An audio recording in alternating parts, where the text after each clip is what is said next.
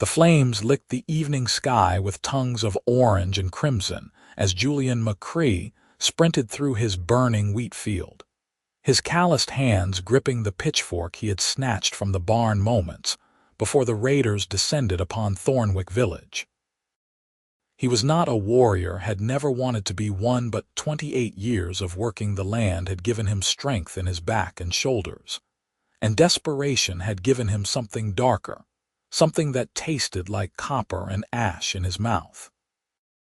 Around him, the screams of his neighbors pierced the smoke-filled air, and the guttural war cries of the raiding party echoed like thunder across the fields he had tended since his father's death a decade ago. Julian stumbled over something in the trampled wheat and caught himself against a fence post, breathing hard, his lungs protesting the acrid smoke. The raiders were not orcs. He realized with grim clarity they were human bandits, the lawless men who had been growing bolder along the frontier settlements, taking advantage of the weakened border patrols. He could see them now, silhouetted against the burning thatch roofs of the village, dragging away anything of value, cutting down anyone who resisted. He needed to get to the forest. If he could make it to the tree line, he might survive the night.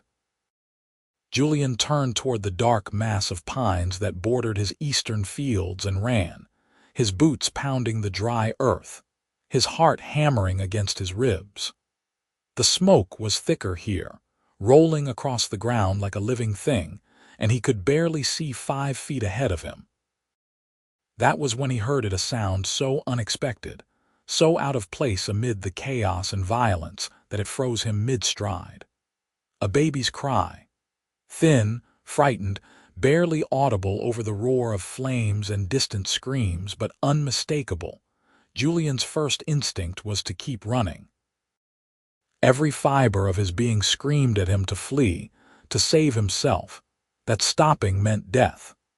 But his feet had already changed direction, carrying him toward the sound before his mind had fully processed the decision. He had always been this way. His mother used to say, too soft-hearted for his own good, unable to turn away from suffering even when wisdom dictated otherwise. He found the baby in a small depression near the irrigation ditch, half hidden by the tall grass that had somehow escaped the flames. The child was wrapped in rough, woven cloth, the kind that orc clans made from mountain wool, and as Julian knelt beside it, his breath caught in his throat. Even in the dim light of the burning village, he could see the distinctive green tint to the infant's skin, the small nubs where tusks would eventually grow, the pointed tips of its ears. An orc baby. Here, in the middle of a human settlement under attack. Julian's hands hovered over the child, uncertainty warring with instinct. Orcs were the enemy, everyone knew that. They raided human settlements, stole livestock, killed without mercy. The stories told in every tavern and around every hearth painted them as monsters, as barely civilized beasts who lived only for war and plunder. But this was a baby, no more than a few months old by the look of it, and it was crying with the same terrified helplessness as any human infant would. The decision made itself. Julian scooped the baby up, tucking it against his chest as he had once done with his neighbor's children during harvest festivals, and ran. The child was surprisingly heavy, solid in a way that spoke of dense bone and muscle even at this young age, but fear gave Julian speed. He crashed through the underbrush at the forest's edge, branches whipping at his face, roots threatening to trip him with every step. He did not stop until he was deep among the pines, until the sounds of the raid had faded to a distant murmur and his legs threatened to give out beneath him. Julian collapsed against the trunk of an ancient oak, gasping for air, his shirt soaked with sweat and ash. The baby had gone quiet, whether from shock or exhaustion he could not tell, and its dark eyes, surprisingly intelligent for one so young, stared up at him with an expression he could not quite read. "What am I going to do with you?" Julian whispered, more to himself than to the infant. His mind was racing, trying to make sense of what had happened. How had an orc baby ended up in Thornwick? Had there been orc raiders as well as human ones? Had the child been abandoned, left behind in the confusion? The baby made a small sound, not quite a cry but a questioning noise, and one tiny fist emerged from the rough cloth to wave in the air. Despite everything, the terror, the loss, the uncertainty, Julian felt something soften in his chest. He shifted the child more securely in his arms and peered through the trees back toward his farm. What was left of it, anyway? From this vantage point, he could see the full extent of the devastation. Half the village was burning, and the bandits showed no signs of leaving. They would loot until dawn, probably, then vanish into the wilderness before any militia could respond. Julian's farmhouse, the house his grandfather had built with his own hands, was a skeleton of charred timbers against the night sky. Everything he owned was gone. 28 years of life reduced to ash and memory. But he was alive, and somehow, impossibly, he was responsible for this green-skinned infant who gazed at him with such trust. Julian was so focused on the burning village that he did not hear the approaching footsteps until it was too late. One moment he was alone in the forest darkness, and the next he was surrounded by 3 massive figures that had materialized from the shadows like nightmares given form. Orcs. 3 of them, each standing well over 6 feet tall, their broad shoulders and muscular frames making Julian feel suddenly and acutely aware of his own mortality. They wore leather armor reinforced with metal plates, and each carried weapons that looked like they could cleave a man in half with a single swing. In the dim moonlight filtering through the pine boughs, their green skin seemed to glow with an otherworldly quality, and their eyes, bright and fierce, fixed on Julian with an intensity that made his blood run cold. The one in the center stepped forward, and Julian instinctively clutched the baby tighter, his back pressing against the oak tree as if he could somehow melt into it and disappear. This orc was clearly the leader, a female warrior with intricate braids woven through her black hair and a scar that ran from her left temple down to her jaw. She was terrifyingly beautiful in the way a storm was beautiful, all raw power, and barely contained violence. "Human," she said, and her voice was deeper than Julian expected, accented but clear. "You hold my sister's child." Julian's mouth went dry. He tried to speak, failed, tried again. "I found him or her near my fields. The village was being raided. I heard crying and I couldn't leave a baby to burn." The 3 orcs exchanged glances, some unspoken communication passing between them. The one on the left, a male with a broken tusk and arms like tree trunks, growled something in their language that Julian could not understand. The leader raised one hand, silencing him. "My sister Graka was traveling to the trading post when the bandits attacked," she said, her eyes never leaving Julian's face. "She was separated from her escort. We have been tracking her for 2 days, following the smoke and the screams. We thought we were too late." She paused, and something shifted in her expression, not softening exactly, but becoming less immediately threatening. "You saved my nephew. Why?" It was such a direct question, asked with such genuine confusion, that Julian found himself answering honestly. "Because he's a baby. Because leaving him there would have been murder. I'm just a farmer. I don't care about wars or raids or whatever politics are happening. I just couldn't." The leader studied him for a long moment, then extended her hands. "Give him to me." Every instinct screamed at Julian to comply, to hand over the child and hope these warriors would let him live. But something made him hesitate. What happened to his mother? To Graka? The leader's expression darkened. "We found her body an hour ago." The bandits killed her when she refused to let them take her child. She hid him before they could, before the end. She died protecting him. The grief in those words was raw and real, cutting through all the stories Julian had been told about orcs being emotionless monsters. He looked down at the baby in his arms, this child who would never know his mother, who had been orphaned in an act of senseless violence, and felt something crack inside his chest. "I'm sorry," he said quietly, and meant it. "I'm so sorry." He gently transferred the baby to the leader's waiting arms.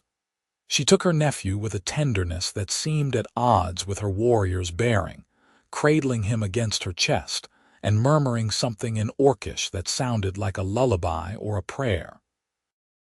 The baby cooed, recognizing family, and one small hand reached up to tug at her braided hair. The third orc, a female slightly shorter than the leader but no less imposing, with copper rings woven through her braids, spoke for the first time. "He is unharmed. No injuries, not even frightened anymore. This human must have carried him gently, must have comforted him." She looked at Julian with something that might have been respect. "What is your name, farmer?" "Julian McCrae," he managed, his voice hoarse from smoke inhalation. "I am Thara, daughter of Grok, war leader of the Grey Mountain clan," the leader said formally. "This is Mara, my shield sister, and Korag, my blood brother. You have done us a service that can never be fully repaid. By our laws, you have saved a child of our clan. You are now under our protection." Julian blinked, not sure he had heard correctly. "Protection? I mean thank you, but I should probably just—" "Your village is destroyed," Thara said bluntly. "Your home is ash. The bandits will be gone by morning, but there will be nothing left for you there. Where will you go?" It was a question Julian had not had time to consider, but the answer settled over him like a heavy cloak as soon as she spoke the words. She was right. Thornwick was finished. Even if some buildings survived, even if some people made it through the night, the village was too small, too vulnerable to rebuild. The survivors would scatter, seeking safety in larger towns or with relatives in distant settlements. He had no relatives. His parents were dead, his siblings had died young from fever, and he had never married. The farm had been his entire life, and now it was gone. "I don't know," he admitted, the words heavy with exhaustion and defeat. Thara shifted the baby to one arm and reached into a pouch at her belt, pulling out something that glinted in the moonlight. She held it out to Julian, a small carved stone on a leather cord, etched with symbols he did not recognize. "This is a clan token. If you travel north into the Grey Mountains, any orc who sees this will know you are under our protection. There is a valley 3 days' journey from here, near the headwaters of the Silver River. Our main settlement is there. Come to us when you are ready. We owe you a debt, Julian McCrae, and we pay our debts." Julian took the token with numb fingers, too overwhelmed to process what was happening. "I don't understand. I just did what anyone would do." "No," Korag said, speaking for the first time, his voice like gravel grinding together. "No human would do what you did. Most would have left the baby to die or killed him themselves. Some would have tried to use him as bait to ambush us. You are different, strange, he means," Mara added, but there was no mockery in her tone. If anything, she sounded almost approving. "Strange in a way that might be good." Thara secured the baby against her chest with a leather sling, her movements efficient and practiced. "We must return to our clan and arrange the burial rites for Graka, but the offer stands, human. If you have nowhere else to go, you will find a place among us. It is the least we can do for the one who saved Graka's son." She paused, then added more softly, "Her only child, the only piece of her that remains." Before Julian could respond, the 3 orcs melted back into the forest shadows as silently as they had appeared. One moment they were there, solid and real, And the next he was alone again with only the distant glow of the burning village and the small carved stone in his hand to prove the encounter had not been a dream. Julian stood there for a long time, his back against the oak tree, his mind churning through everything that had happened. Hours ago, he had been a simple farmer, worried about nothing more pressing than whether the late rains would damage his wheat harvest. Now he was homeless, his entire life destroyed, holding a token that promised sanctuary among the very people he had been raised to fear. The smart thing to do would be to make his way to Milford, the nearest large town, where he might find work as a farmhand or laborer. The sensible thing would be to forget about the orc baby and the strange warriors who had thanked him for an act of basic human decency. But as Julian finally forced himself to move, making his way deeper into the forest to find shelter for what remained of the night, he found his fingers closing around the clan token, and he knew with the same inexplicable certainty that had made him stop to rescue a crying infant that he would not be going to Milford. When dawn broke gray and cheerless over the smoldering ruins of Thornwick, Julian emerged from the forest with ash on his clothes and a decision in his heart. He spent the morning helping the survivors dig through the rubble, searching for anyone who might still be trapped, recovering what bodies they could for proper burial. The raiders had taken everything of value and destroyed what they could not carry. 17 villagers were dead, including old Thomas the blacksmith and young Sarah Winters, who had been planning to marry in the fall. Julian found the remains of his farmhouse and salvaged what little had survived the flames: a cast iron pot, his father's hunting knife, a waterproof satchel that had protected a few clothes, and a blanket from the worst of the heat. It was not much, barely enough to fill a travel pack, but it would have to be enough. By noon, the village elder had organized the survivors into groups. Some would stay and try to rebuild. Others were leaving for relatives in other settlements. A merchant caravan had arrived at midday, drawn by the smoke, and was offering to take refugees to the larger towns along the trade road. Julian did not join any of the groups. As the other survivors made their plans and shared their grief, he quietly slipped away, heading north into the foothills that rose toward the distant peaks of the Gray Mountains. He knew what people would think if they knew where he was going. They would call him mad, or worse, a traitor, consorting with the enemy. But the woman Thara had not seemed like an enemy. She had seemed like someone in pain, someone who had just lost family and was trying to honor that loss while fulfilling her duty to protect a helpless child. The journey took longer than 3 days. Julian was not used to mountain travel, and the terrain grew rougher with each mile. He followed the Silver River upstream as Thara had indicated, watching for landmarks that might signal he was going the right way. On the 4th day, exhausted and beginning to doubt his decision, he was found by an orc hunting party. They were less welcoming than Thara and her companions had been. 5 warriors surrounded him with weapons drawn, barking questions in Orcish that he could not understand.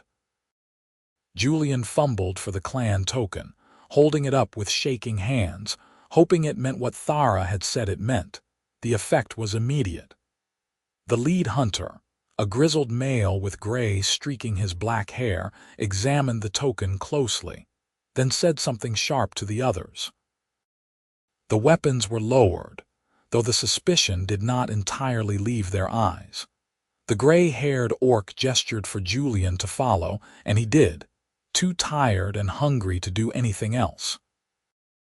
They led him through a narrow mountain pass that opened suddenly into a hidden valley, and Julian stopped in his tracks, momentarily forgetting his exhaustion. The valley was beautiful in a wild, untamed way that took his breath. A river sparkled in the afternoon sun, flanked by green meadows where herds of some kind of mountain cattle grazed. Terraced gardens climbed the lower slopes, and he could see figures working among the crop's orcs, he realized, living their lives in what appeared to be peace and domesticity. The settlement itself was built into the base of the western cliff face, a combination of stone structures and cave dwellings that seemed to grow organically from the rock. It was nothing like the war camps and savage strongholds the stories described. It looked like home. Different from Thornwick, certainly, but fundamentally the same, a community of people trying to survive and thrive in a harsh world. The hunters escorted him to a large building near the center of the settlement, one of the few freestanding structures that was not built into the cliff. Inside, the air was cool and smelled of pine smoke, and something cooking that made Julian's stomach growl with hunger. They passed through several rooms before stopping in what appeared to be a gathering hall, where Thara sat at a long table with several other orcs, discussing something with the intensity of people making important decisions. She looked up when Julian was brought in, and something flickered across her face, surprise, perhaps, or recognition. She stood, saying something to the other orcs that dismissed them, and they filed out, casting curious glances at the human in their midst. "Julian McCrae," Thara said when they were alone except for one of the hunters who remained by the door. "You came, I wondered if you would." "I had nowhere else to go," Julian said honestly, "and you said you owed me a debt." "I did, I do." Thara gestured to a chair across from her, and Julian sat, grateful to take the weight off his feet. "You look terrible. When did you last eat?" "Yesterday. Maybe the day before. I ran out of the food I salvaged pretty quickly." Thara called out in Orcish, and a moment later, a younger orc appeared carrying a tray of food, thick bread, some kind of roasted meat, and a wooden cup of water. Julian forced himself to eat slowly, though his body screamed at him to devour everything immediately. Thara watched him with an unreadable expression, her scarred face thoughtful. "We buried my sister 2 days ago," she said quietly. "According to our customs, with her weapons and her favorite things, so she will be ready for whatever comes next. Her son, we have named him Torak, after our father, is being cared for by the clan mothers. He thrives. He is strong like Graka was." "I'm glad," Julian said, and meant it. "He deserves to grow up knowing he was loved, that his mother died protecting him. He will know. We will make sure he knows." Thara leaned back in her chair, studying Julian with those intense eyes. "Now we must discuss what happens with you. You carry my clan's token, which means you are under our protection. But you are also human, and there are those in the clan who will not welcome your presence here. We have difficult history with your people. I know. The raids, the wars. I grew up hearing stories about orcs attacking human settlements. And I grew up hearing stories about humans slaughtering orc children, burning our villages, hunting us like animals," Thara said, her voice hardening. "Both sides have grievances. Both sides have blood on their hands. The question is whether you can live here, among people who have every reason to hate you, and earn their respect." Julian thought about Thornwick, about the flames and the screams and the senseless destruction. "The bandits who destroyed my village were human. They killed people I had known my entire life without hesitation or remorse. I don't think humans have a monopoly on virtue, or that orcs have a monopoly on violence. I think people are people, and some are good and some are bad, regardless of what color their skin is or whether they have tusks." Something like approval glinted in Thara's eyes. "A diplomatic answer. Let us hope you believe it when things become difficult, and they will become difficult. But you saved Torak, and by our laws, that gives you a place here if you want it. You are a farmer, yes. I was. I don't know what I am now. You are still a farmer. We need farmers. The valley is fertile, but we do not have enough people with knowledge of cultivation." Most of our clan are warriors or hunters. We trade with the few human settlements that will deal with us, but we could be more self-sufficient if we had better crop yields. If you are willing to work, to teach others what you know, you will have a place here." She paused, then added, "And you will have a home, we will help you build one." It was more than Julian had dared to hope for, a purpose, a future, maybe even eventually acceptance. "What do I need to do? Survive," Thara said bluntly. "Prove that you belong here, there will be challenges. Some will test you, try to drive you away. Others will simply watch, waiting for you to fail or reveal yourself to be like every other human who has betrayed us. But if you can endure, if you can show them what you showed me in that forest, that you value life over prejudice, that you will do what is right even when it costs you everything, then you will earn their respect." Julian nodded slowly. "I can do that, I think, I hope. Good." Thara stood and Julian rose with her. "I will take you to see the clan leaders tomorrow. Tonight you will rest in the guest quarters. Mara will show you where, and Julian—" She waited until he met her eyes. "Thank you for my nephew, for giving him a chance to live." The first weeks in the Grey Mountain clan settlement were the hardest of Julian's life, and that was saying something for a man who had just lost everything he owned in a single night of violence. The orcs did not make things easy for him. Some were openly hostile, making comments in Orcish that he could not understand but whose tone was unmistakable. Others simply ignored him, treating him as if he were invisible, not worth acknowledging. But a few were curious, and it was those few who made survival possible. Mara, the shield sister who had been with Thara the night they found him, seemed to have appointed herself as his unofficial guide. She was the one who showed him where to get food, how to navigate the complex social hierarchies of clan life, which areas were safe for him to enter and which were not. She was blunt to the point of rudeness by human standards, but Julian quickly learned to appreciate her directness. "You walk like prey," she told him on the third day, watching him navigate the crowded central area of the settlement where orcs gathered to trade goods and share news. "Shoulders hunched, eyes down. You will be challenged if you keep that up. Stand straight, look people in the eye. Show them you are not afraid, even if you are." Julian tried to follow her advice, though it went against every instinct. He was afraid. These people could tear him apart if they chose to, and he would have no recourse, no way to fight back. But he forced himself to straighten his spine, to meet the stares of passing orcs with what he hoped was calm confidence rather than terrified bravado. On the fifth day, Thara took him to meet the elders. There were 5 of them, ancient orcs whose skin had darkened with age to a deep forest green and whose faces bore the scars of countless battles. They questioned him extensively about his past, his skills, his reasons for coming to the valley. Julian answered as honestly as he could, feeling their eyes weighing every word. At the end of the interrogation, the eldest, a female named Kroga, who Mara had whispered, was over 90 years old, leaned forward, and spoke in heavily accented but understandable human language. "You saved the child Torak. For this, you have earned a chance to prove yourself. We will give you land at the eastern edge of the valley, near the old orchards. If you can make it productive, if you can show us you are worth the food you eat and the space you occupy, you may stay. Fail and you will be asked to leave."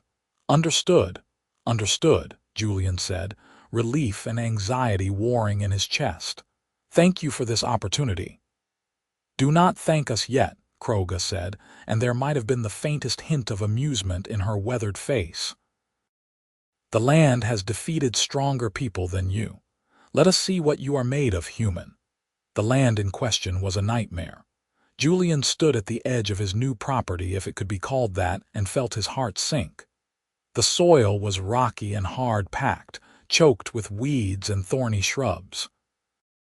An old, half-collapsed stone wall marked the boundary, and beyond it, a sad collection of gnarled fruit trees that had not been properly tended in years, maybe decades. But it was his, or at least his to use, and Julian had never backed down from hard work. He spent the first week just clearing the worst of the undergrowth, digging rocks out of the soil until his hands were blistered and bleeding. Mara checked on him periodically, usually bringing food or water and occasionally offering advice that was more criticism than help. "You are doing it wrong," she said on the 8th day, watching him wrestle with a particularly stubborn boulder. "Use leverage. Work smarter, not harder." "I'm doing my best," Julian grunted, sweat pouring down his face. "Your best is inadequate. Here." She muscled him aside with casual strength that reminded him of just how different they were physically, positioned a thick branch under the boulder, and used a flat rock as a fulcrum to lever it up and out of the ground. "See? Simple." Julian had to laugh, too tired to be offended. "Thank you." "I think. You are welcome, I think." She studied the cleared area critically. "It is improving, slowly, very slowly, but improving." It was probably the closest thing to a compliment he would get from her, and Julian treasured it. As the weeks turned into a month, then 2, Julian began to see real progress. The land was clearing. He had started a compost pile with kitchen scraps and organic matter, beginning the long process of enriching the poor soil. The fruit trees, once he pruned away the dead wood and disease, showed signs of recovery. Some of the other orcs began to show interest in what he was doing, particularly when word spread that he was willing to share his knowledge. A young male named Gornak, barely past adolescence by orc standards, started appearing most mornings to help with the work. He was shy at first, speaking only in Orcish, but Julian found they could communicate well enough with gestures and demonstrations. He taught Gornak about crop rotation, about the importance of letting land lie fallow, about reading the soil to understand what it needed. Others came too, usually just to watch, but occasionally asking questions that Mara or Gornak would translate. Julian answered all of them as best he could, sharing everything he knew about farming, about coaxing life from difficult land, about patience and timing and understanding the rhythms of growth and harvest. It was during one of these impromptu teaching sessions that Julian first saw her.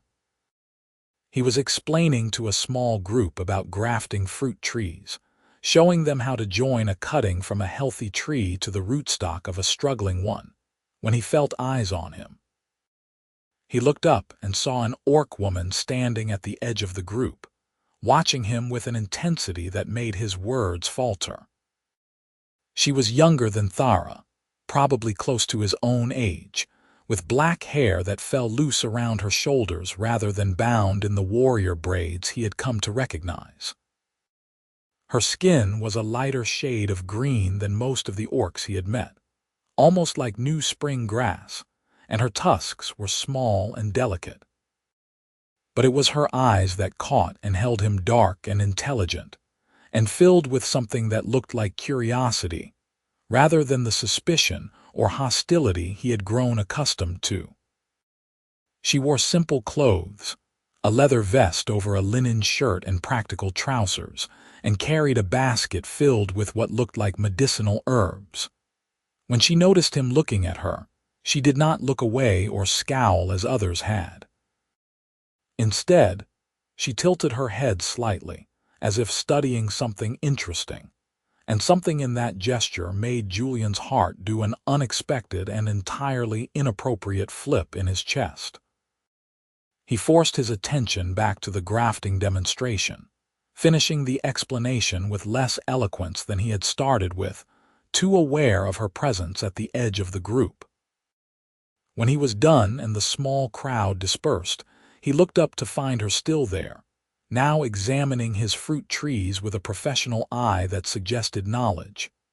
"They are healthier than they were," she said in perfect, unaccented human language, startling him. "When I was a child, I used to play in these orchards. The trees were dying even then. You have done well to bring them back." "Thank you," Julian managed, wiping his dirty hands on his trousers in a futile attempt to be presentable. "It's been a lot of work, but they're responding. Another year or two, and they might actually produce a decent harvest." "You speak of years as if you plan to stay." She moved closer, reaching out to touch one of the newly grafted branches with gentle fingers. "Most humans do not last more than a few weeks here. They find excuses to leave, or they do something foolish that forces the elders to banish them." "I have nowhere else to go," Julian said honestly, "and I like it here. The work is hard, but it is good work, and most people have been kind. Eventually." She turned to look at him fully, and Julian felt that strange flutter in his chest again. Up close, he could see the delicate lines of her face, the way her tusks curved just slightly when she spoke, the intelligence and warmth in her dark eyes. "My name is Juna," she said. "I am the clan's healer. I gather herbs and tend to the sick and injured. I have been watching you work, wanting to speak with you, but—" She hesitated, and Julian saw something that looked like vulnerability cross her face. "It is complicated for me to be seen talking to a human. There are those who would misunderstand." "I know what you mean," Julian said, thinking of the hostile stares, the whispered comments. "But I appreciate you taking the risk. It's nice to have a conversation that does not involve criticism of my farming technique or my apparent inability to lift heavy things." Juna's expression shifted into what he realized with wonder was a smile, small and hesitant but genuine. "Mara mentioned that you were different. She said you made her laugh, which is rare. She does not like many people. I think the feeling is mutual, but she has been helpful in her way." "Blunt, but helpful. That is Mara. She speaks truth, even when truth is uncomfortable." Juna shifted her basket to her other arm, and Julian noticed the collection of plants inside, some he recognized, others that were unfamiliar. "Your orchard borders the medicinal gardens that I tend. Some of the plants I need for healing grow in partial shade, and your fruit trees, if they continue to recover, would provide good shelter for them. I wondered if you would mind if I cultivated some herbs among your trees." "Mind? That would be wonderful, and maybe you could teach me about them. I know some basics from my mother. She used to make poultices and teas for common ailments, but I suspect your knowledge is far more extensive." Something brightened in Juna's eyes, a spark of enthusiasm that transformed her face. "I would like that. I would like that very much. Most people are not interested in healing herbs unless they are sick or injured. It would be good to share knowledge with someone who appreciates it." And so began a partnership that would change everything. Juna came to the orchard every few days at first, then almost daily as summer deepened into autumn. She brought cuttings and seeds, carefully selecting spots among the fruit trees where her medicinal plants would thrive. Julian helped her prepare the soil, dig the planting holes, and construct small protective barriers against grazing animals. In return, she taught him about the properties of each herb, how to identify them in the wild, how to prepare them for different ailments. But more than that, she talked to him. Really talked in a way that no one else in the settlement had. She told him about her childhood, about growing up as the daughter of a respected warrior who had died fighting human soldiers when she was young. She spoke of her decision to become a healer instead of a warrior, which had disappointed some in the clan who thought every able-bodied orc should follow the path of battle. "I wanted to save lives, not take them," she explained one afternoon as they worked together to transplant a particularly delicate herb that required careful handling. "My father died from his wounds, not on the battlefield but days later. because the healer we had then did not know how to treat the infection that set in. I decided that day that I would learn everything I could about healing, so that others would not have to watch their loved ones die slowly and painfully. "That is admirable," Julian said quietly, "and brave in its own way. It takes courage to choose a different path than what is expected." "As you have done," Juna pointed out. "You could have stayed with your own people, found another human village to live in. Instead, you came here to a place where most people see you as the enemy. That took courage too, or desperation. I'm still not sure which." Juna smiled at that, the expression coming more easily now than it had in those first few meetings. Julian found himself watching for those smiles, treasuring each one like a rare gift. She was beautiful when she smiled, beautiful in a way that had nothing to do with her being orc or human, or anything else, just beautiful in the way that kind, intelligent people were beautiful, when they let their guard down and showed the warmth inside them. As the months passed, Julian realized with a growing sense of wonder and concern that he was developing feelings for Juna that went far beyond friendship or professional respect. He looked forward to her visits with an anticipation that had his stomach doing flips. He found himself thinking about her when she was not there, wondering what she was doing, whether she was safe. When their hands accidentally brushed while working with the plants, he felt a jolt of electricity that left him shaken. It was ridiculous. Impossible. He was human. She was an orc, and by every law and custom of both their peoples, any kind of romantic relationship between them was forbidden. Humans who consorted with orcs were cast out, shunned, sometimes worse. And orcs who showed such weakness for that was how many saw it were often expelled from their clans, or even killed for betraying their people. But the heart, Julian was learning, did not care about laws or customs or practical considerations. The heart wanted what it wanted, and his wanted Juna with an intensity that grew stronger with each passing day. He thought he was hiding it well, until Mara cornered him one evening after Juna had left for the day. "You have feelings for her," Mara said bluntly, her arms crossed and her expression unreadable. "For Juna, do not bother denying it, I have eyes." Julian felt his face go hot. "I don't know what you are talking about. You are a terrible liar. And you look at her the way Korag looks at the roasted boar at festivals, like you want to devour her." Mara tilted her head, studying him. "Does she know?" "No, and she is not going to know. It would be—" Julian struggled for words. "It would be inappropriate, unwelcome, dangerous for both of us." "Perhaps, or perhaps not." Mara's expression softened slightly, which was alarming coming from someone usually so gruff. "Juna has been happier these past months than I have seen her in years. She talks about you, about your work together, about the conversations you have. She thinks you are intelligent, kind, different from what she expected humans to be." "She said that." Hope fluttered in Julian's chest, "foolish and dangerous." "She said that. But she also said nothing more, and I did not push. It is not my business. Except—" Mara hesitated, which was unusual for her. "Except you should know that if you pursue this, if there is something real between you, there will be consequences. The clan is accepting you as a farmer, as someone useful, but as something more, as someone who wants one of our women. Many would see that as an insult, an overreaching. And Juna—" She paused again, choosing her words carefully. "Juna has already broken tradition by choosing healing over war. Some in the clan see her as soft, as too willing to compromise with humans. If she were to become involved with you, it would confirm their worst fears about her." Julian's brief spark of hope died. "Then I will not say anything. I will not risk her place in the clan, her safety. I care about her too much to put her in danger." Mara looked at him for a long moment, then nodded slowly.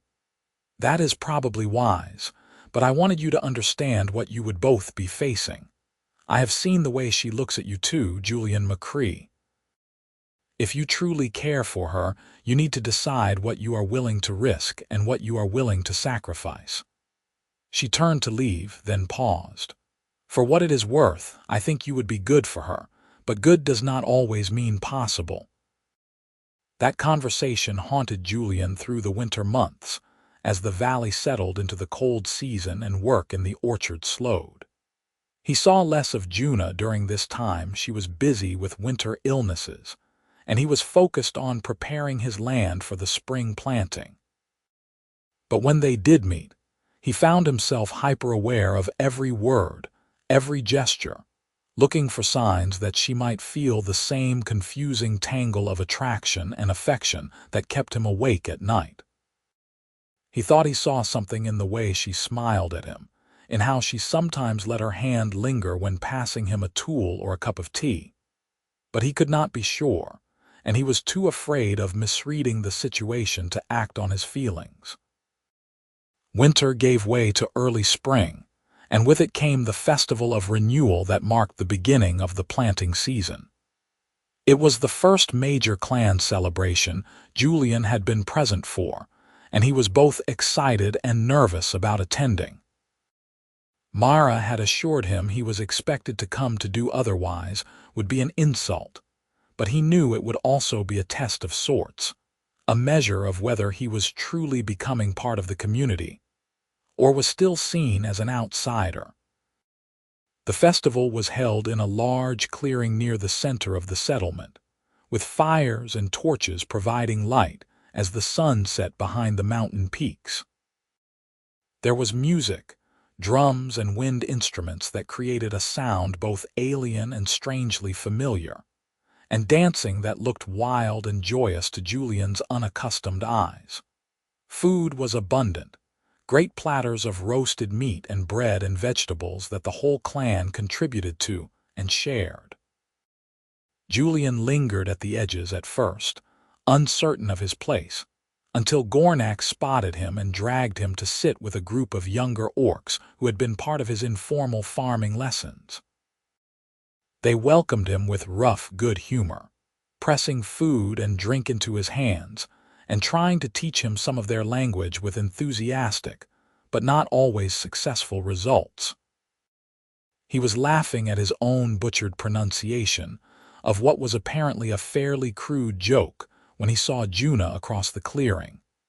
She was talking with a group of other women, her face animated in the firelight, and Julian's breath caught at the sight of her. She wore a dress rather than her usual practical work clothes, something made of soft fabric that moved with her body, and flowers had been woven through her dark hair. She was stunning, and Julian suddenly understood with painful clarity that he was not just attracted to her or fond of her. He was falling in love with her, had probably been falling for months, and there was nothing he could do about it except suffer in silence. As if sensing his gaze, Juna looked up, and their eyes met across the dancing flames and celebrating crowd. Something passed between them in that moment, something electric and unmistakable, and Julian saw Juna's expression shift: surprise, then recognition, then something else that looked like longing. She said something to the women around her and started moving through the crowd toward him. Julian's heart was hammering as she approached, and he stood without thinking, drawn to her like a moth to flame despite knowing how badly he could get burned. "You look like you are enjoying the festival," Juna said when she reached him, having to speak louder to be heard over the music and celebration. "I am. It is beautiful, different from human celebrations, but beautiful. Will you walk with me? There is something I want to show you." She held out her hand, and after a moment's hesitation, Julian took it. Her skin was warm against his, her grip strong, and he had to fight the urge to pull her closer. They slipped away from the main celebration, following a path that led up into the terrace gardens.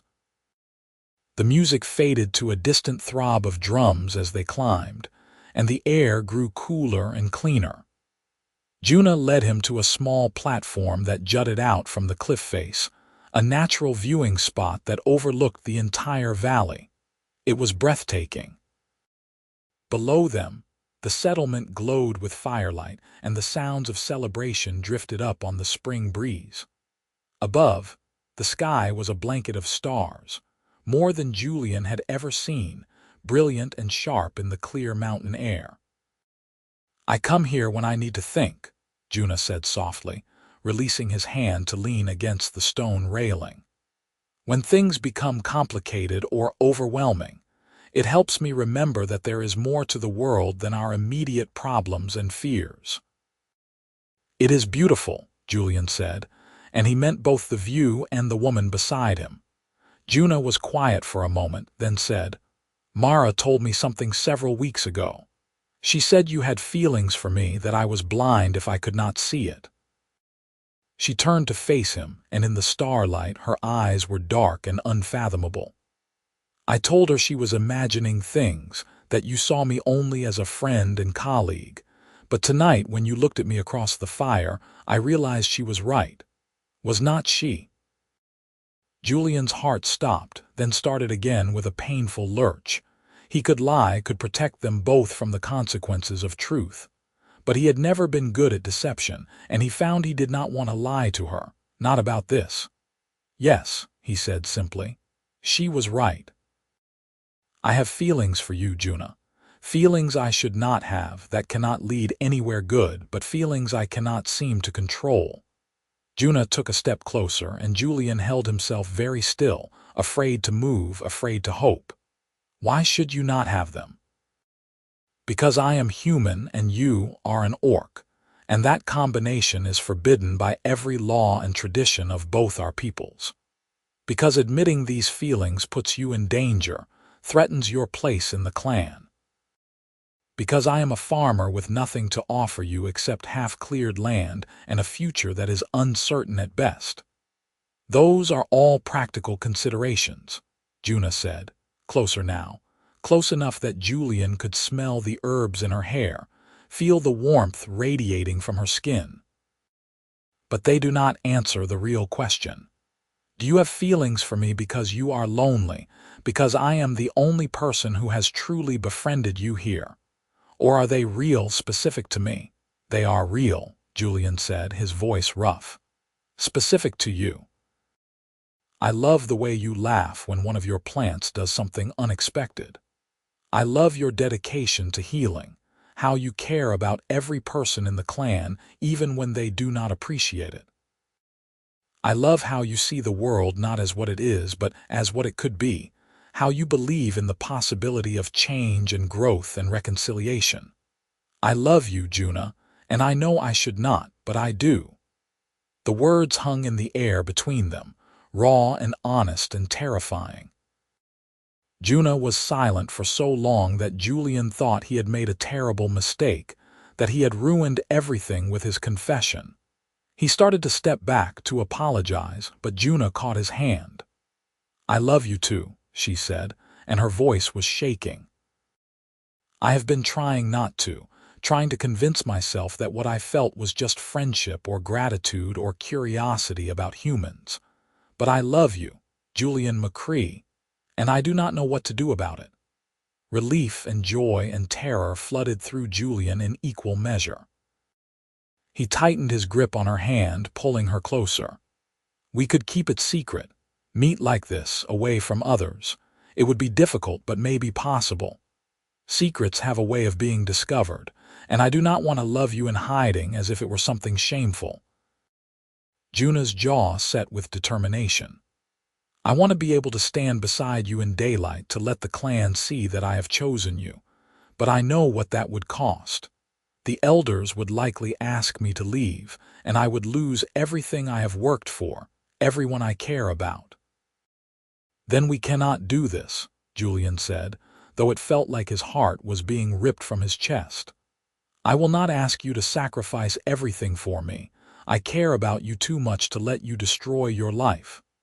And if I choose to make that sacrifice anyway, if I decide that loving you is worth more than approval, more than security, Juna reached up with her free hand to touch his face, her fingers gentle against his jaw. I have spent my whole life trying to prove myself, trying to show the clan that I could serve in my own way. But maybe it is time to stop seeking their approval and start living for what I truly want. Juna. Julian breathed, unable to form more than her name, too overwhelmed by what she was offering, what she was willing to give up. "Kiss me," she whispered. "Before I lose my courage, before practical considerations make me change my mind. Kiss me, Julian." He did, leaning down to capture her lips with his, and the world seemed to shift on its axis. She tasted like honey and herbs, and her mouth was soft and warm and perfect against his. When he wrapped his arms around her, she melted into him, her body fitting against his as if they had been designed for each other. The kiss deepened, becoming something desperate and hungry, months of suppressed longing released in a single moment of connection. When they finally broke apart, both breathing hard, Juna rested her forehead against his and laughed breathlessly. "That was better than I imagined, and I have been imagining it for a long time." "Me too," Julian admitted. "Since that first day when you came to look at the trees and I nearly forgot how to speak because you were so beautiful." Liar. I was covered in dirt and wearing my oldest work clothes, still beautiful. You could be covered in mud and wearing rags, and you would still be the most beautiful thing I have ever seen. Juna kissed him again, softer this time, tender rather than desperate. When she pulled back, her expression had grown serious. "We need to decide what we are going to do. We cannot keep this secret for long, not if we want to continue seeing each other. Someone will notice, and when they do, we will have to face the consequences." "Maybe we should tell Thara," Julian suggested. "She seems more open-minded than some of the others, and she did offer me sanctuary here. She might understand, or at least be willing to speak on our behalf to the elders. Or she might feel betrayed that you repaid her generosity by pursuing one of her clan sisters," Juna said, but she did not sound convinced of that outcome. "But you may be right. If anyone would listen, it would be Thara. She has always valued actions over traditions, results over adherence to custom." They made the decision to speak with Thara the next day, to be honest about their feelings and see if there was any way they could be together without Juna having to leave the clan. It was a risk, but doing nothing felt like a greater risk, like slowly suffocating under the weight of secrecy. They walked back to the festival hand in hand, not caring who saw, not ready to hide what they had just discovered. Some orcs noticed, eyes widening or narrowing depending on their disposition, but no one said anything, not with the celebration in full swing and inhibitions lowered by food and drink. When they parted at the entrance to Juna's dwelling, a small stone house near the healer's gardens, Julian kissed her once more, softly, a promise and a commitment. "Whatever happens, I want you to know that loving you has been worth it. Even if this all falls apart tomorrow, even if we are forced to part, knowing you has made me happier than I have been in years." "Do not speak as if it is already over," Juna said firmly. "We will find a way. We must." But finding a way proved more difficult than either of them had hoped. When they went to speak with Thara the next morning, they found her in a foul mood, dealing with reports of increased human military activity near the valley's southern approaches. Militia groups were apparently conducting patrols and mapping expeditions, getting dangerously close to discovering the hidden settlement. "This is not a good time," Thara said brusquely when they requested a private audience. "Unless someone is dying, it can wait." "It cannot wait," Juna said quietly. "What we need to discuss affects the future of the clan and our own futures. Please, Thara, give us a few minutes."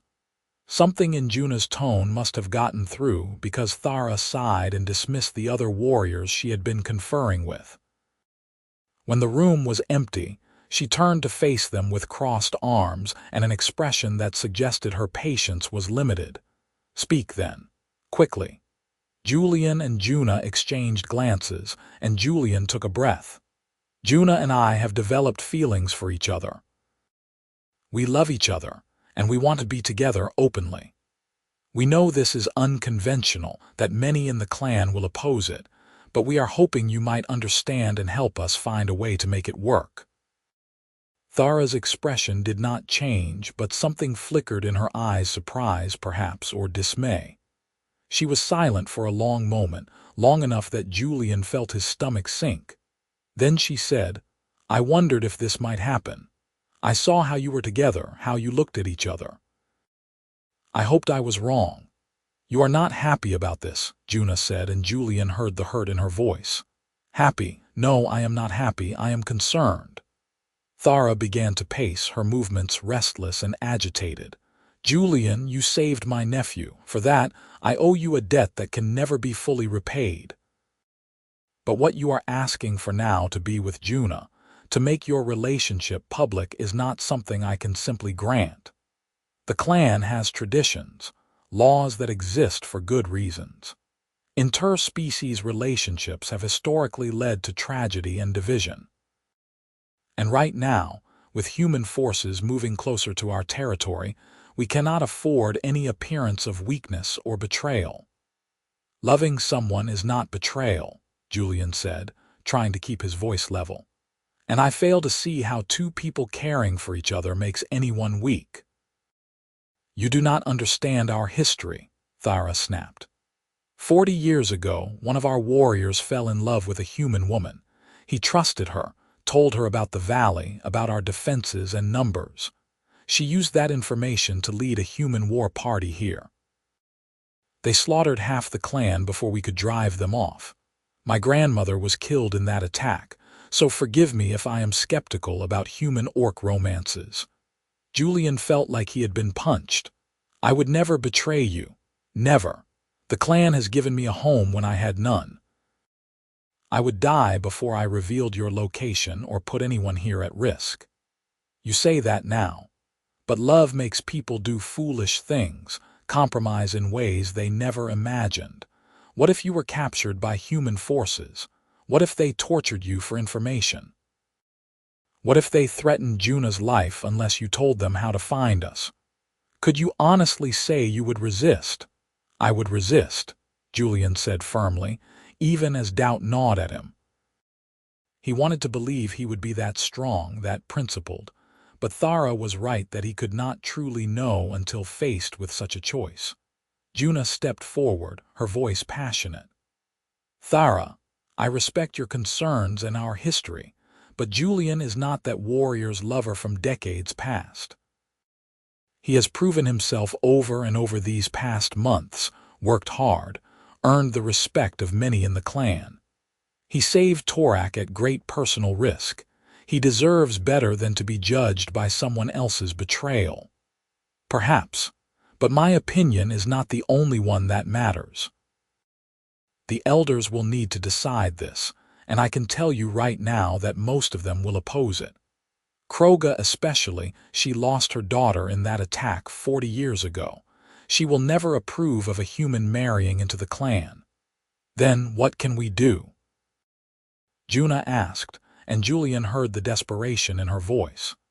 "Tell us how to prove that this is real, that Julian can be trusted, that we deserve a chance." Thara stopped pacing and fixed them both with an intense stare. "There may be a way, but it will not be easy, and it will not be pleasant. The spring trials are in 2 months. Warriors who wish to advance in rank must complete a series of tests, physical challenges, combat trials, demonstrations of skill and courage. If Julian were to enter the trials and succeed, it would prove his worth to the clan in a way that words never could. It would show that he is strong enough, capable enough, to be considered a true member of the clan rather than just a useful outsider."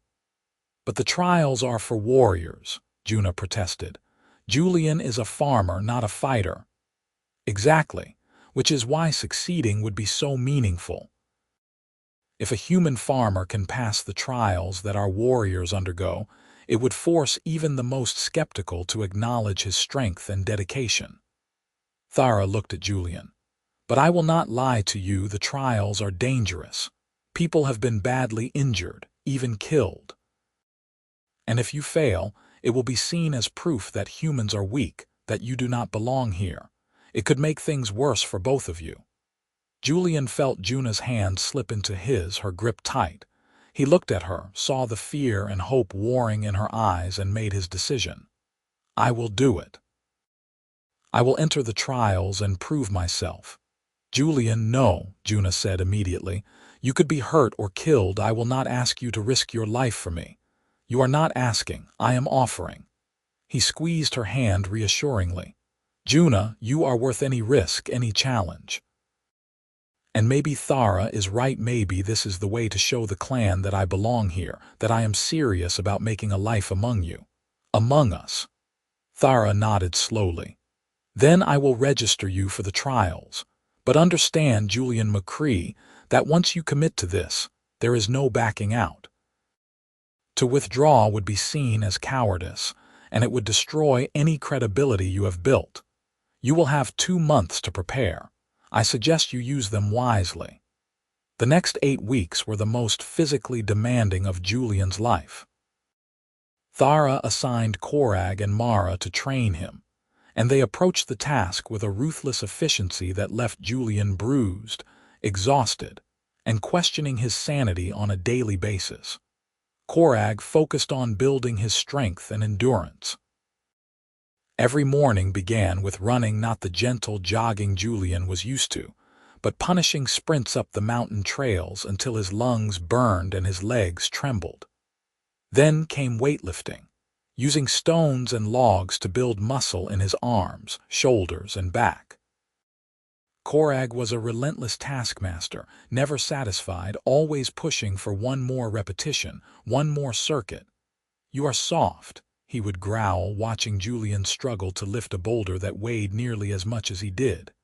Human soft, we will fix that or you will die in the trials. Up. Again.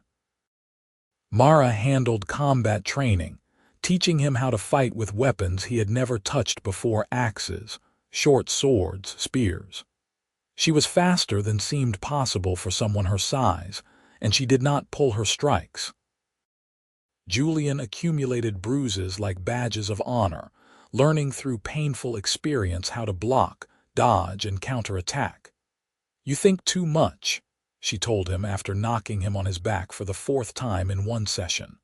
Fighting is not about thinking. It is about instinct, about letting your body react before your mind can interfere. Again. And this time, do not try to anticipate my moves. Just respond. But perhaps the hardest part of training was not the physical punishment, it was the mental strain. Julian had never been a violent person. The thought of actually trying to hurt someone, even in controlled combat, went against everything in his nature. But Mara and Korag insisted that hesitation would get him killed, that he needed to be willing to strike hard and fast if necessary. The trials will have combat components, Mara explained after a particularly brutal sparring session where Julian had frozen at a critical moment, unable to commit to a strike that would have won him the match. You will face opponents who will not hold back. If you cannot overcome your reluctance to fight, you will fail, or worse. Juna came to watch some of the training sessions when she could spare time from her healing duties. Julian could see the worry in her eyes every time he was knocked down, every time he limped away from practice with new injuries.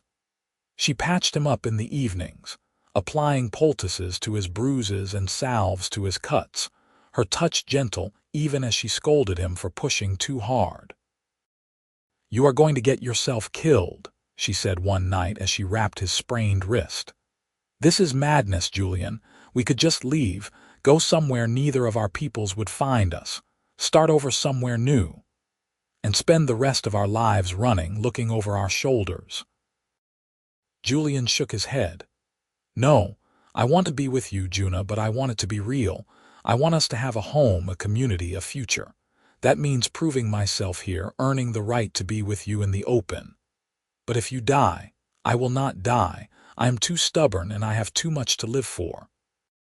He cupped her face with his unbandaged hand, stroking his thumb across her cheek. Trust me. Trust that this will work out. She leaned into his touch, closing her eyes. I do trust you. That does not mean I am not terrified of losing you. As the trials approached, Julian began to feel the shift in how the clan viewed him. Word had spread that he was training to compete, and reactions were mixed. Some orcs seemed impressed by his dedication, stopping to watch his practice sessions or offering gruff words of encouragement. Others were openly scornful, making it clear they thought his attempt was foolish and doomed to failure. But one reaction surprised him more than all the others. Torak, the orc child he had saved during the raid, had started following him around. The boy was nearly a year and a half old now, walking and beginning to form words, and he seemed fascinated by Julian in the way young children sometimes fixate on particular adults. He remembers you, Thara said one afternoon when Julian was taking a break from training and Torak had climbed into his lap, babbling contentedly. Or perhaps he senses the debt we owe you. Either way, he has claimed you as family. That means something to the clan. Julian looked down at the child, at the bright eyes and gap-toothed smile, and felt a fierce protectiveness rise in his chest. This was Graka's son, the infant he had carried through smoke and flames, and seeing him healthy and happy made every hardship, every challenge, feel worthwhile. I claimed him as family too, Julian said quietly. The moment I picked him up, I did not understand it then, but I do now. He is mine to protect, the same as Juna is mine to love. That is what family means. Thara's expression softened in a way Julian had rarely seen. You are beginning to understand us, Julian McCrae. Perhaps you have more orc in you than human. The day of the trials dawned clear and bright, with a spring warmth that did nothing to calm the knots in Julian's stomach. The entire clan had gathered in the large clearing where festivals were held, creating an audience of hundreds all focused on the participants. There were 12 competitors, in total 11 orc warriors of various ages and experience, and one human farmer who felt very much out of his depth. The trials consisted of 5 challenges, each designed to test different aspects of strength, courage, and skill. Thara explained the rules to the assembled competitors, her voice carrying across the clearing with practiced authority. The first trial is endurance. You will run the mountain circuit, a course that covers 10 miles of rough terrain with significant elevation changes. The last 3 to finish are eliminated. The second trial is strength. You will lift and carry weighted stones across an obstacle course. Again, the slowest 3 are eliminated. The third trial is skill, archery, and thrown weapons, testing your accuracy under pressure. The fourth trial is combat single elimination matches until 3 competitors remain. And the final trial is courage, a test that cannot be described, only experienced. Those who succeed will be advanced in rank and recognized as proven warriors of the clan. Julian's hands were sweating as the competitors lined up for the first trial. The orc warriors around him looked calm, confident, and utterly at ease with the challenge ahead. Julian felt like he might vomit, but he forced himself to take deep breaths and focus on what Korag had taught him about pacing and endurance. When the starting horn sounded, he ran. The mountain circuit was brutal. The trail climbed steeply through forest, crossed streams, and wound around cliff faces that made Julian's heart race with vertigo. The orc competitors pulled ahead quickly, their greater strength and familiarity with the terrain giving them an enormous advantage. But Julian kept running, focusing on maintaining his pace, on not burning out too early. By the halfway point, his lungs were burning and his legs felt like they were made of lead. Several of the orc warriors had disappeared ahead, but he could see a few others not too far in front. He pushed harder, drawing on reserves of determination he had not known he possessed. He was not going to fail. He was not going to lose Juna because he could not run fast enough. Julian finished the mountain circuit in 8th place, exhausted but still in the competition. The 3 orcs who had come in last were eliminated with disappointed expressions, while those who remained prepared for the second trial. The strength challenge was worse than the endurance run. Julian had to lift stones that weighed almost as much as he did, and carry them across a course filled with obstacles, climbing over walls, crawling under barriers, wading through the river. His muscles screamed in protest, and twice he nearly dropped his burden. But he remembered Korag's brutal training, the endless repetitions, and he refused to quit. He finished 7th, 1 place above elimination. His arms were shaking so badly he could barely hold them up, but he was still in the trials. The archery trial played to Julian's strengths. Hunting had been necessary in Thornwick, and he was a decent shot with a bow. The targets were challenging moving, placed at difficult angles, some partially obscured, but Julian focused and let his training take over. He would not match the best orc archers, but he did not need to. He just needed to avoid being in the bottom 3. He finished 5th, and relief washed over him. He was past the halfway point, and he had not embarrassed himself. The combat trials were the challenge he had been dreading most. Julian had never wanted to hurt anyone, and the thought of fighting skilled orc warriors in front of the entire clan made his stomach churn. But when his first match was called against a younger male named Drusk, who had been openly contemptuous of Julian's participation, he forced himself to step into the combat circle. The fight was fast and brutal. Drusk was stronger and more experienced, and his attacks came in a flurry of strikes that Julian barely managed to parry. But Mara had taught him well. When Drusk overextended on a particularly aggressive strike, Julian saw his opening and took it, sweeping the orc's legs and following up with a blow that, while pulled to avoid serious injury, was enough to knock Drusk down and claim victory. The crowd's reaction was mixed, some cheers, some angry muttering. But Julian had won fairly, and he advanced to the next round. His second match was against Mara herself. She entered the circle with a slight smile, and Julian knew she would not go easy on him just because she had trained him. If anything, she would push him harder, expecting more. "Show them what you have learned," she said quietly as they took their positions. "Make me proud." The fight with Mara was the hardest thing Julian had ever done. She was faster, stronger, and infinitely more skilled. But she had also taught him every move she knew, every technique and counter. Julian did not try to match her strength instead. He focused on speed and unpredictability, using techniques she had shown him to exploit the tiny openings in her defense. They fought for what felt like hours but was probably only minutes, neither gaining a clear advantage. The crowd had gone silent, watching with rapt attention as the human farmer held his own against one of their finest warriors. Finally, Julian saw his chance, a slight misstep as Mara transitioned from one stance to another. He moved without thinking, exactly as she had taught him, and his strike connected cleanly. Mara went down, and the crowd erupted. She rose with a broad smile, clasping Julian's arm in a warrior's grip. "Well fought, student. You have earned this." Julian's third combat match was against a massive male warrior named Thrask, easily the most intimidating opponent yet. But Julian was running on adrenaline now, his earlier exhaustion burned away by the need to prove himself. The fight was hard, but he won, using speed and strategy to overcome Thrask's superior strength.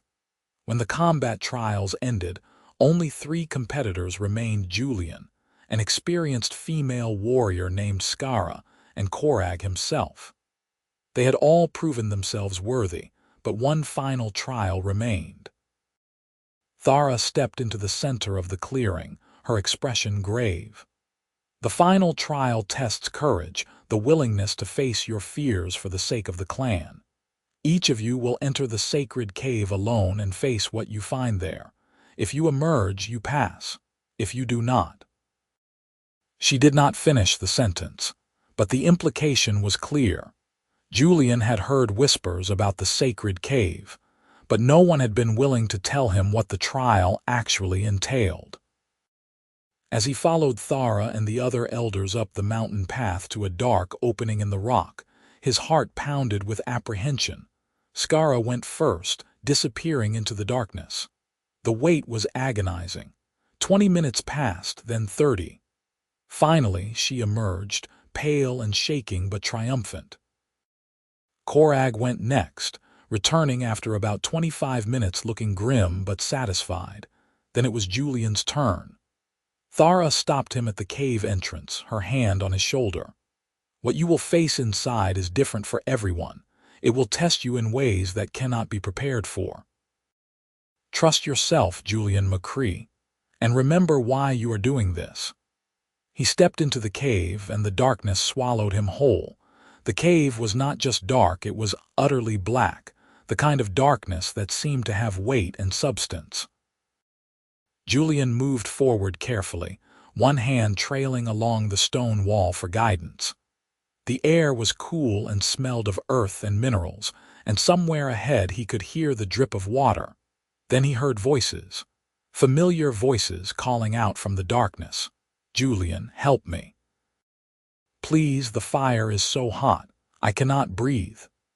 His mother's voice, exactly as he remembered it, and for a moment he was a child again, helpless and terrified during the fever that had taken her. "You should have saved us. You could have saved us, but you were not strong enough." His father, disappointed and accusing. "You do not belong here. You will never belong. They will kill you, and it will be what you deserve for thinking you could be one of us." That was harder to place, but Julian recognized it as his own voice, his own fears given sound. He forced himself to keep walking, to remember that these were not real, just illusions or hallucinations created by whatever power inhabited this cave. But then the darkness shifted, and suddenly he was not in a cave anymore. He was back in Thornwick, watching his village burn, hearing the screams of his neighbors. And there in the flames was Juna, calling for him, begging for his help as fire consumed her. Julian broke into a run, trying to reach her, but the flames grew higher, hotter. He could feel them singeing his skin, smell burning hair and flesh. Juna's screams became unbearable, and he was crying, shouting her name, reaching through the flames even though he knew he would burn. Then, from somewhere deep in his mind, he heard Mara's voice. "Fighting is not about thinking. It is about letting your body react before your mind can interfere." Julian stopped running. He closed his eyes, not that it made a difference in the darkness, and forced himself to be still. This was not real. Juna was not burning. His parents were long dead, beyond any help or judgment. These visions were just his fears made manifest, and he could not let them control him. He took a deep breath and spoke aloud into the darkness. "I am Julian McCrae. I have lost everything and survived. I have found love in the most unlikely place. I am afraid, but fear does not define me. I choose courage. I choose to keep moving forward." The flames vanished. The voices fell silent. And ahead, Julian saw a faint light, the cave's exit. He walked toward it steadily, refusing to run, refusing to let fear drive him. When he emerged into sunlight, blinking against the brightness, he found the entire clan waiting. They erupted into cheers and war cries, and Julian realized with shock that he had done it. He had passed all 5 trials. Thara stepped forward, and for the first time since he had met her, she was genuinely smiling. Julian McCrae, you have proven yourself beyond any doubt. You have the strength of a warrior, the skill of a hunter, and the courage of a clan leader. By the laws of the Grey Mountain clan, you are no longer an outsider or a guest. You are one of us. She turned to the assembled crowd. And as one of us, he has the right to claim a mate if she will have him. All eyes turned to Juna, who had been standing with the clan mothers, tears streaming down her green cheeks. She ran forward, not caring about propriety or tradition, and threw herself into Julian's arms. He caught her, holding her tight, and when she pulled back to look at him, he saw joy and relief and love shining in her eyes. I claim you, Julian said, loud enough for everyone to hear. If you will have me, Juna, I claim you as my mate, my partner, my future. I love you more than I thought it possible to love anyone, and I want to spend the rest of my life proving that every day. I accept, Juna said, laughing through her tears. I claim you too, Julian McCrae. You stubborn, brave, wonderful man. I accept, and I love you, and I am never letting you go.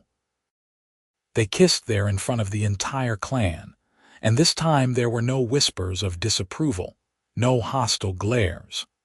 The trials had proven what words never could, that Julian belonged, that he was worthy, that love between humans and orcs was not weakness but strength. The bonding ceremony was held 3 days later, giving Julian barely enough time to recover from the trials before undertaking the complex rituals of orc marriage. Mara and Thara helped him prepare, teaching him the vows he would need to speak and the symbolic gestures that would seal the bond. You are making history, Mara said as she helped him dress in the ceremonial leather and furs that marked a bonding celebration. The first human to marry into an orc clan in generations. Some will still disapprove, but most have accepted you now. You earned that. I just hope I do not mess up the vows, Julian said nervously. I have been practicing, but some of the orcish phrases are difficult. If you mess up, Juna will love you anyway. That is what bonding means, accepting each other's flaws and failings, choosing to move forward together regardless of obstacles. Mara finished adjusting his collar and stepped back to examine him critically. You look good, almost like a proper orc warrior. Almost. You are still too pretty. But we will fix that with time and scars. The ceremony took place at sunset, with the entire clan gathered in the clearing. Julian stood at one end, his heart pounding, until Juna appeared at the other end, and every thought fled his mind except how beautiful she was. She wore a dress of white leather, intricate beadwork covering the bodice, and flowers were woven through her loose hair. She walked toward him with confidence and grace, her eyes locked on his, and when she reached him and took his hands, Julian felt like he could breathe for the first time in days. Thara presided over the ceremony as clan leader, speaking words in Orcish that Julian had learned meant blessings for strength, fertility, and enduring love. Then she switched to human language for Julian's benefit, and for the vows that would bind them. Julian McCrae, do you swear to protect Juna with your life, to provide for her, to honor her wisdom and strength? Do you swear to remain faithful through hardship and joy, through sickness and health, until death claims one or both of you? I swear, Julian said firmly. With everything I am, I swear. Juna, daughter of Gorak, do you swear to stand beside Julian, to share his burdens and celebrate his triumphs? Do you swear to heal his wounds, both physical and emotional, to challenge him when he is wrong, and to support him when he is right? Do you swear to remain faithful through all seasons of life until death parts you? I swear, Juna said, her voice strong and clear. With all my heart, I swear. Thara produced a length of braided cord, green and brown fibers woven together. She wrapped it around Julian and Juna's joined hands, binding them together. Then, by the laws of the Grey Mountain clan and the will of all who gather here, I declare you bonded. You are no longer two separate lives, but one life shared.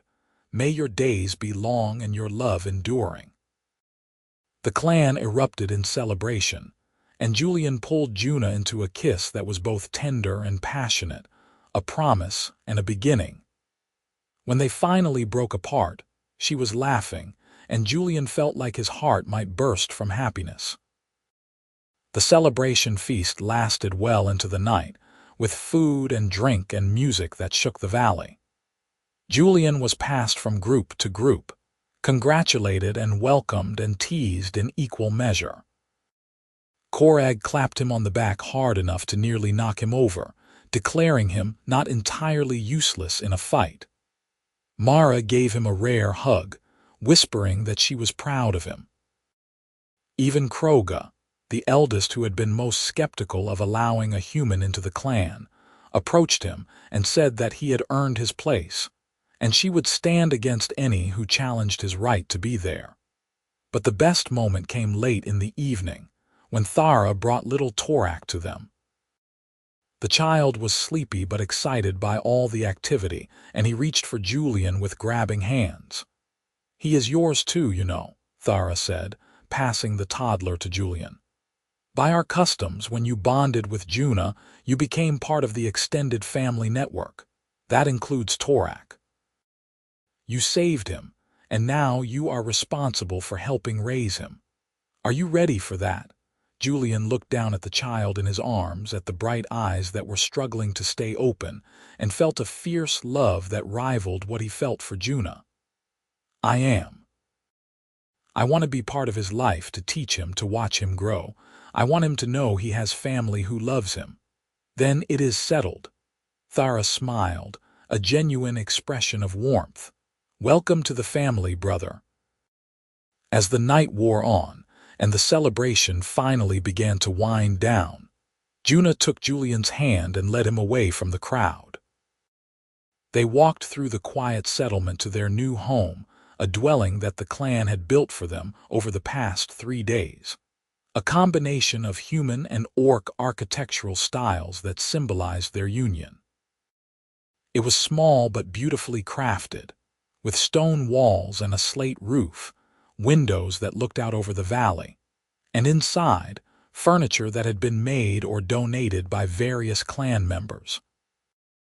There was a large bed covered in soft furs, a table with 2 chairs, shelves already stocked with Juna's healing supplies and Julian's few possessions, and a hearth where a fire had been laid ready for lighting.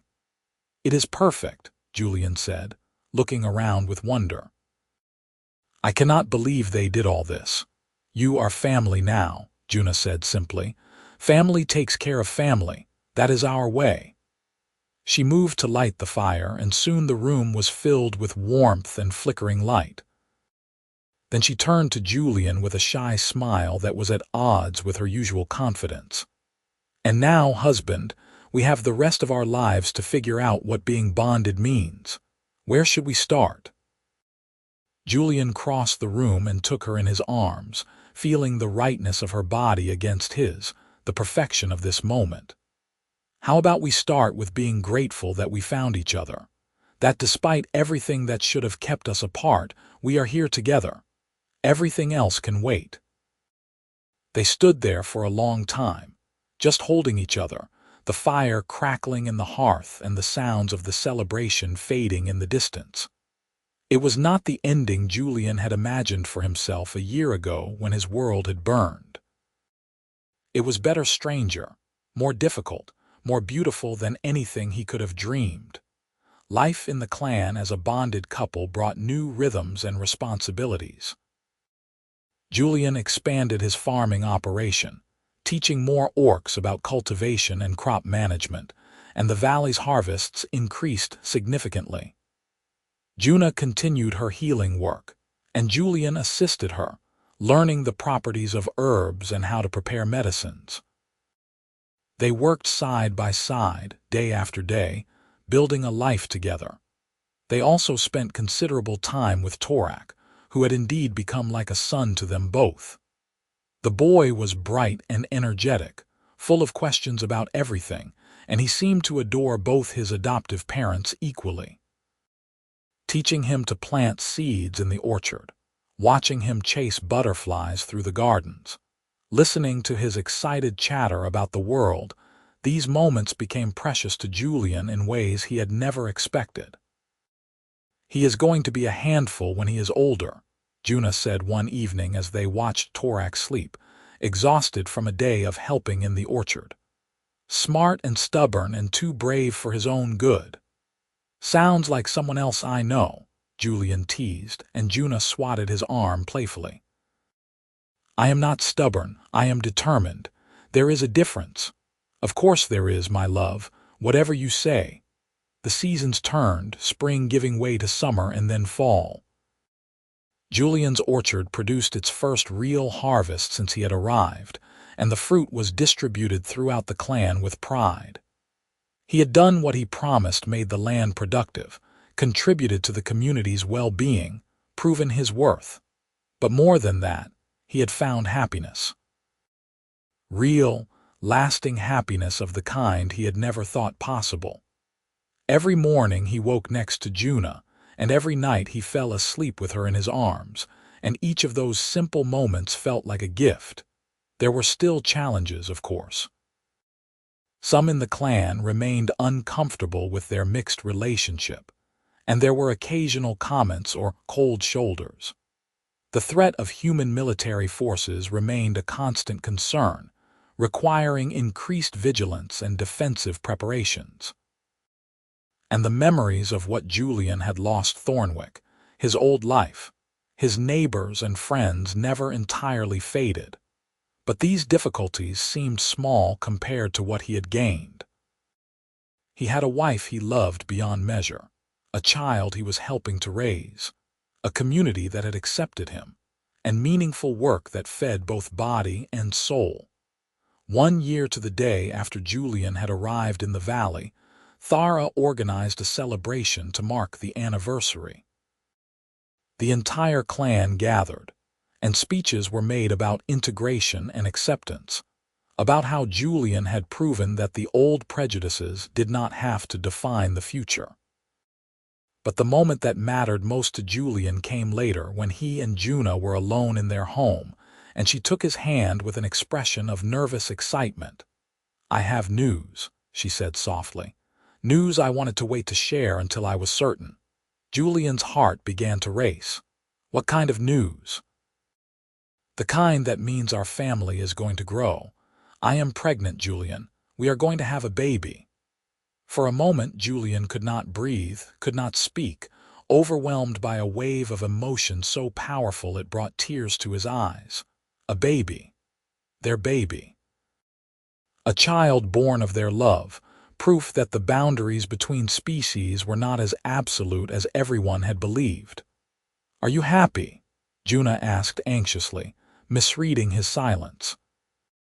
"I know we did not plan this, and there might be complications with a mixed child, but Julian cut her off with a kiss, pouring everything he felt into it, joy and love and gratitude and hope. When he finally pulled back, he was laughing and crying at the same time. "Happy." "Juna, I am more than happy. I am ecstatic. We are going to be parents. You are going to be a mother. This is the most wonderful news I could imagine." They held each other as the fire burned low, talking excitedly about the future. Would the baby be more orc or more human? Would there be health complications? How would the clan react? What would they name a child who represented something entirely new in the world? These questions would need answers in time. But for now, it was enough to sit together and marvel at the miracle they had created. A child born of love that had overcome prejudice, survived trials, and defied all expectations. The pregnancy progressed well, and Juna's clan sisters rallied around her with advice and support. Mara proved surprisingly knowledgeable about childbirth, having assisted with many deliveries, and she appointed herself as Juna's primary attendant. Julian fussed and worried and tried to be helpful, though mostly he just got in the way. "You are worse than a first-time father should be," Mara grumbled after catching him checking on Juna for the third time in an hour. "She is fine. The baby is fine. Go work in your orchard and stop hovering." But Julian could not help himself. This baby represented everything he had fought for, everything that made his new life meaningful. The thought of anything going wrong, of losing either Juna or the child, was unbearable. When the day finally came, Julian was indeed worse than useless.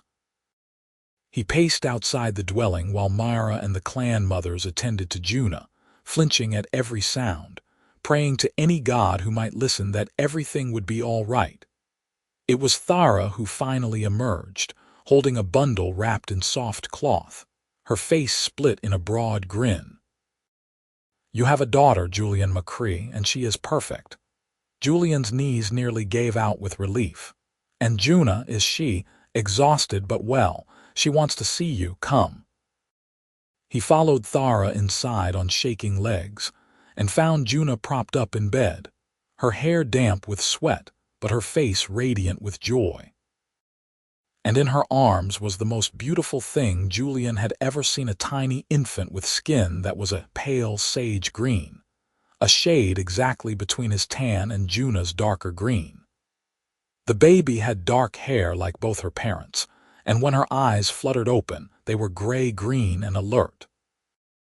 "Say hello to your daughter," Juna said softly, extending the baby toward Julian. "Say hello to Hope." Hope. It was perfect.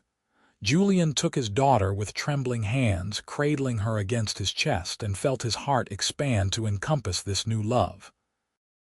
She was so small, so fragile, and yet so strong just by existing. She was proof that the divide between humans and orcs could be bridged, that love could transcend the boundaries society tried to impose. "Hello, Hope," he whispered, his voice thick with emotion. "I am your father, and I promise you that I will spend every day of my life making sure you know you are loved, that you have a family who will protect you and support you and celebrate you. You are the best thing I have ever been part of creating." Hope yawned, unimpressed by his speech, and Julian laughed through his tears. Juna reached out to take his hand, and the three of them sat there together, a family born of courage and compassion, defying every expectation, building a future that was brighter than anything Julian had imagined that terrible night when flames consumed his old life. Little Torak became Hope's devoted older brother, fascinated by the baby and insistent on helping with her care. He would sit beside her for hours, telling her stories in his mix of orcish and human language, showing her his treasures from the orchard, and declaring to anyone who would listen that she was the best sister in the whole clan. The valley had become home in every sense of the word. Julian no longer thought of himself as a human living among orcs, but simply as a member of the Grey Mountain clan who happened to look different from most of his family. His orchards thrived, his knowledge was valued, and his marriage to Juna was regarded as one of the great love stories of the clan.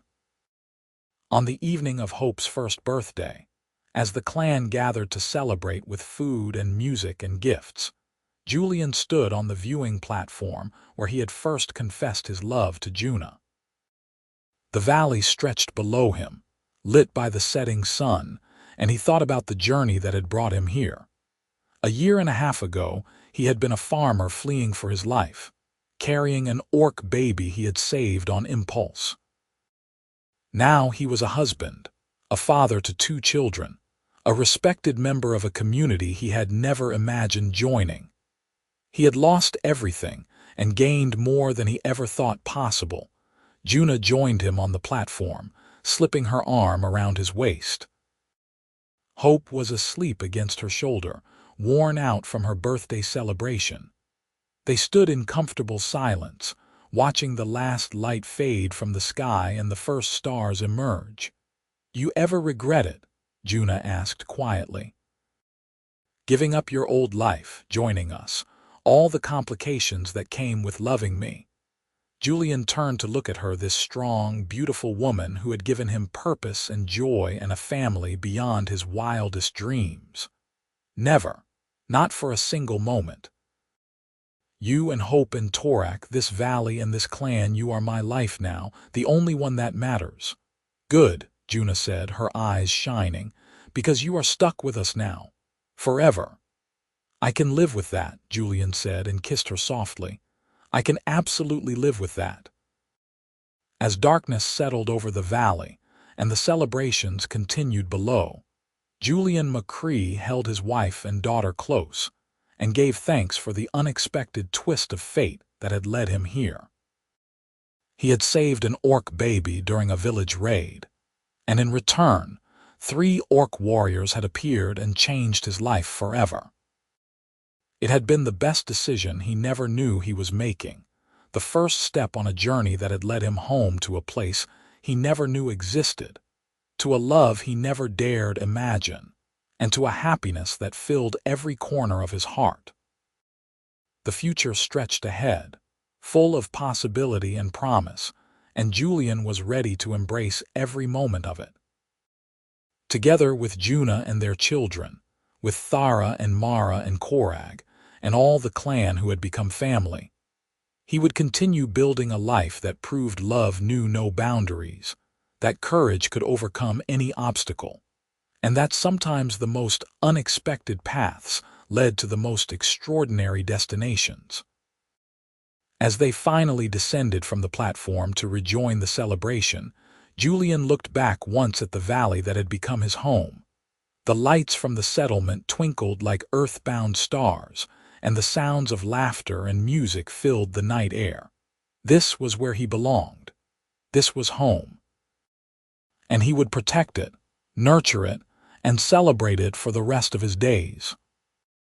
The story that had begun with fire and loss, and a crying baby in the darkness, had become something beautiful, a tale of love conquering fear, of family chosen rather than given, of a farmer and a healer building a life together that honored both their peoples and created something entirely new. And in the end, that was all anyone could ask for: to love and be loved, to find purpose and meaning, to build something lasting that would endure beyond their own lives. Julian had found all of that and more in the most unlikely place, with the most unexpected people. The Grey Mountain clan had given him a home. Juna had given him love.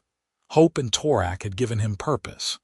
And together, they had given him a future worth fighting for, worth celebrating, worth living fully every single day. As the celebration continued into the night, with Hope sleeping peacefully in her mother's arms and Torak dancing with abandon among the other children, Julian allowed himself a moment of pure contentment. Life was good. Life was beautiful. And tomorrow would bring new challenges and new joys, all of which he would face with his family by his side. That was more than enough. It was everything.